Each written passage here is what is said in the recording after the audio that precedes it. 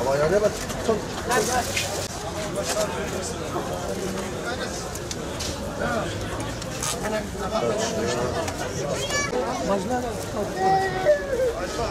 Kurbet ya. Absame. Gel buradan gel.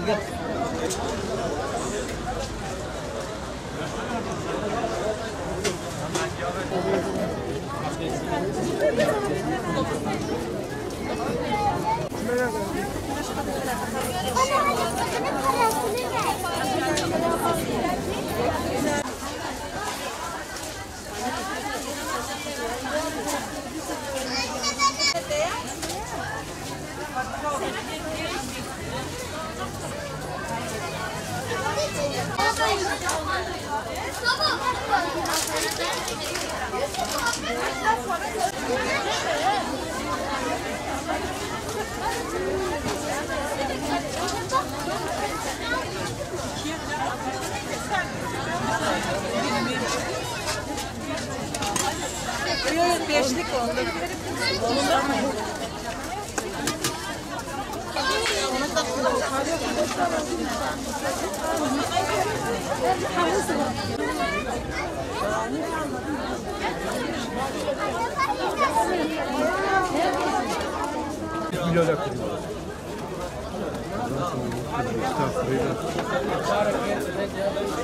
Malumunuz olduğu üzere Umut Kervanı olarak geçen yıldan beri her yıl fakir, mağdur, muhtaç ve yetim aileler yararına kermes düzenlemekteyiz.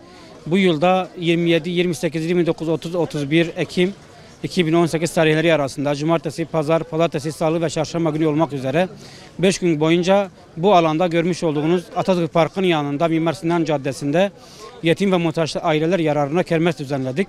Elhamdülillah çok şükür hayırseverlerden ve Batman halkından yoğun talep gördük, katılım gördük. İnşallah bu kermesimiz 5 gün boyunca sürecek ve kermesimizden gelen geliri yetim ve muhtaç ailelere yararına inşallah harcayacağız Allah'ın izniyle. Batman halkından isteğimiz de şudur. Buyursunlar gelsinler kermesimize iştirak etsinler. Gerek buradan yapacakları alışverişlerle gerekse de buraya bağışlayacakları yemek olabilir, giyim, süs eşyası vesaire ürünlerle de katkıda bulunabilirler. Yardımlarımız bu şekilde inşallah yıl boyunca devam edecektir. Dönem dönem kermes olsun, gıda yardımlarımız olsun, et yardımlarımız olsun. İnşallah muhtaç ailelere yardımlarımız devam edecektir inşallah. Bu etkinliklerden dolayı, bu etkinlikleri düzenleyen arkadaşlardan, derneklerden dolayı Allah razı olsun. Bu etkinliklerin her sene olmasını arzu ediyoruz. En azından ihtiyaçlarımızı karşılıyoruz.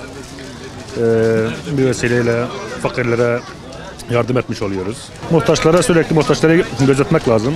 Yani katılımın yüksek olmasını temenni ediyorum. Herkesin katılmasını istiyorum.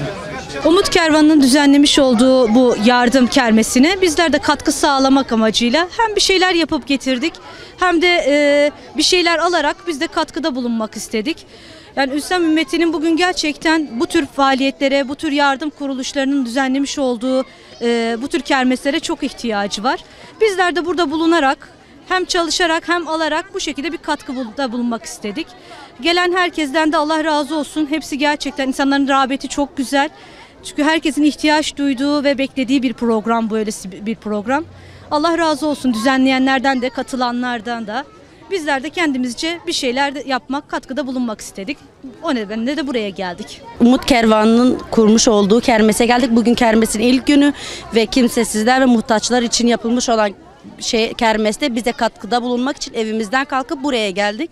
Allahü Teala hayırlara vesile kılsın inşallah, hayrınızı kabul etsin. Umut Kervanı'nın yaptığı bu kermesten dolayı Umut Kervanı yetkililerine teşekkür ediyoruz.